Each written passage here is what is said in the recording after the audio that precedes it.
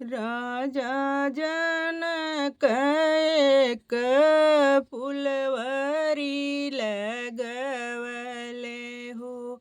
फुलवा फूलई कचनर राजा जनक एक फुलवरी लगवले हो। फुलवा फूलई कचनर फूलवही तोड़ी सीता गौर के चढ़ावे हो। फूलवही तोड़ी सीता गौर के चढ़ावे हो। आई गए दुई राजकुमार फूलवही तोड़ी सीता गौर के चढ़ावे हो।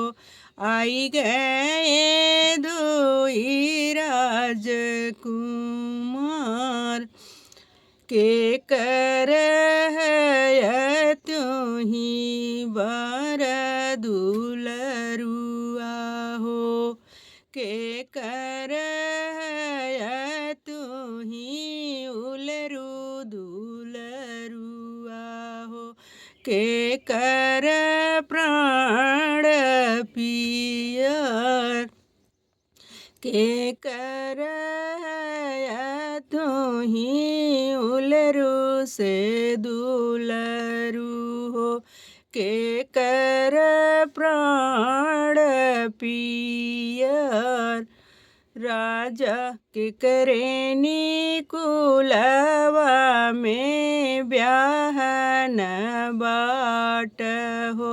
कहाँ तोहरी ससुर के करेनी कुलवा में ब्याह न बाट हो। के हई तोहरी ससुर राजा दशरथ के बर दुलरुआ हो। राजा दशरथ के उलरू दुलरू हो। कौशल्या के प्राण पियर राजा जनक कुल ब्याह न बाटी हो। जनकपुर हमर ससुर राज जनक कुलवा में ब्याह न बाटी हो। जनकपुर मोरी ससुर इतनी वचन जब सुनली शीतल रानी हो।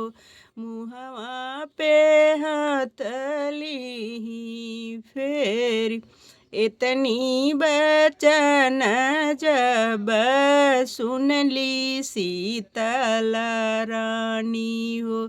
मुहवा पे हथली फेर अब ही तब भैया घरे ब्याह न भइले हो। कैसे भाई तोहरी ससुर अब ही तब भैया घरे ब्याह न भइले हो। कैसे भाई तोहरी ससुर राजा दशरथ ससुर जमिलत हो। कौशल्या रानी सस राजा दशरथ ससुर जमिलत हो।